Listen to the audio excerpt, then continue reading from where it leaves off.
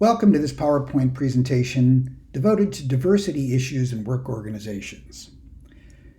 Dealing effectively with diversity issues is absolutely essential for organizations for now and forever. The American population is getting older and more diverse. By 2050, whites will be a minority in this country. And being able to have diversity just be part of the air that you breathe in your organization is going to give any company a real competitive advantage, not just in dealing with diversity among their employees, but also in dealing comfortably with diversity, increasingly diverse customer base. So this is an essential mission for any organization. Now, having said that, embracing diversity does not come natural to human beings. One of the most well-replicated findings in social psychology is our consistent attraction to similarity and our predisposition to divide people into in-groups and out-groups. We all do it. It's a natural part of how we think, but it can be a real problem in all kinds of ways, but specifically within organizations. So breaking down this tendency to be attracted to people who think like us, who look like us, and who are like us in almost every way is something that organizations really need to work hard at. So let's talk a little bit about the problems of prejudice and discrimination in organizations. Let me start by defining some terms. Prejudice is defined as a negative attitude toward a specific group of people, which causes us to evaluate individuals negatively simply because they belong to that group. We don't know anything else about the person except their religion, their race, their ethnic background, and based just on that alone, we form a negative attitude toward them. You sometimes hear this word misused. Somebody will say, well, the referee was prejudiced in our favor at the basketball game last night. Well, that's a misuse of the term. By definition, prejudice is a negative attitude. Discrimination, on the other hand, is a negative behavior directed toward members of a group. Sometimes the terms prejudice and discrimination get used interchangeably, but they're different. Keep in mind that prejudice is an attitude. Discrimination is a behavior. So it's possible for a person to be prejudiced, but not actually behave in any negative way toward members of a group that person is prejudiced against. On the other hand, a person who doesn't really harbor any prejudice may still act in a discriminatory manner against people from a certain group and perhaps not even be aware of it. The very first stage in forming a prejudice is the process of stereotyping.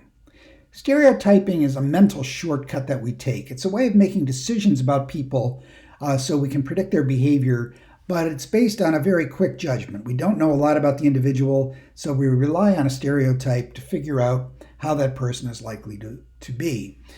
So there are several stages we go through. To stereotype, first of all, you have to have a category of persons in mind. You have to have the world split up in a certain way. You can't stereotype a group if you don't know that that group exists. Secondly, once the category has been identified, there's some agreement about what traits or characteristics people in that category typically have. And when I say agreement, I mean within your reference group, within the group of people that you associate with, do you tend to agree about these qualities? And then the third step is when you meet an individual who comes from that category, you immediately assume that that individual has those qualities. Stereotypes are not necessarily negative. We can have positive stereotypes about groups, but the issue of how accurate stereotypes are is a very sticky one. I have fun in my social psychology class sometimes asking my class leading questions like, do you think there are real differences between groups of people? And nobody wants to touch that one. Everybody just kind of looks down at their shoes. And if there are differences between groups, are stereotypes necessarily incorrect? Are stereotypes things that are only held by prejudiced people? Can you think of stereotypes as probabilistic predictions about the differences between groups of people?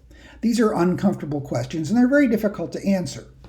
It's tempting to just say, well, all stereotypes are wrong, but we don't have evidence that necessarily says that that's the case. But how does one go about assessing whether a stereotype has any validity or not?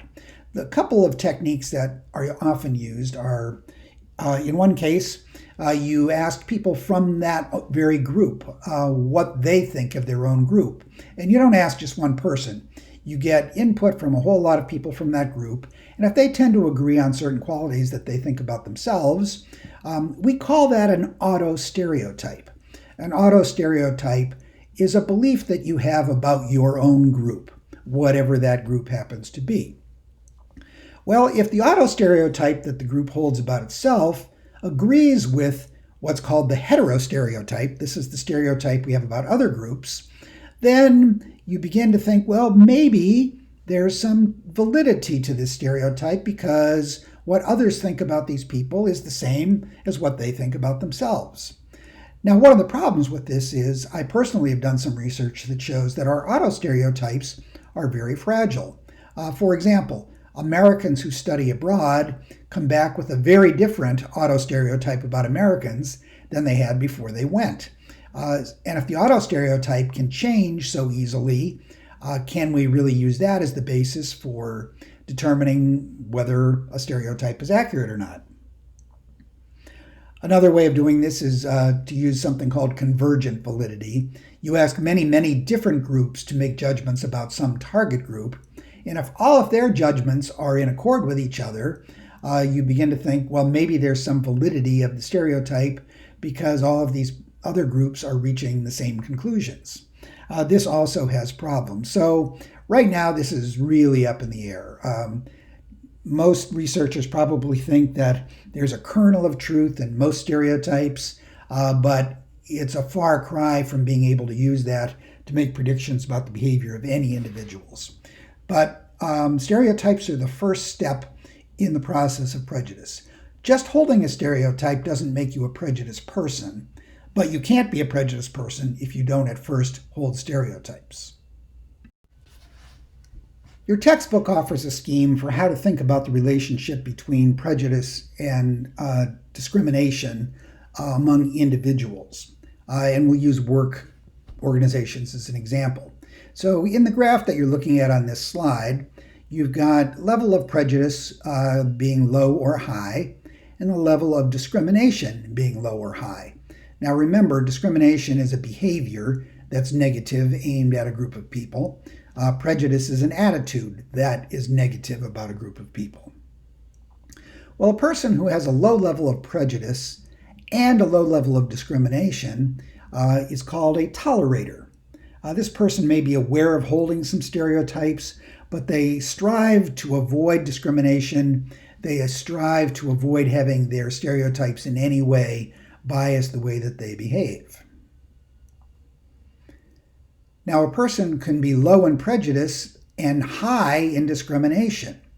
This could be an individual who maybe is in a work group with a lot of racist individuals who tell racist jokes, and the person is not prejudiced in and of themselves, but they want to fit in, they want to be accepted by their coworkers, so they go along and they laugh at the jokes. We call these people conformists. They aren't prejudiced, but they engage in behavior that's discriminatory, but they're not doing it because it's being driven by prejudice. They're doing it to fit in with the expectations of the group they find themselves to be a part of. Now, a person who has a high level of prejudice but doesn't discriminate is what we call a law abider. This person is prejudiced, and they're probably even aware that they're prejudiced, but they're a rule follower. And if the company has policies or if there are laws against certain types of behavior, they will follow those rules and they will obey those laws, and they will not behave in a discriminatory fashion, but yet they still will hold a high level of prejudice. Now, the most problematic individual, of course, is the person who's high in both prejudice and discrimination, and this person is called a violator. They're publicly prejudiced and they defiantly flout rules. They don't care. They feel so strongly about their opinions that they're not willing to bend for anyone.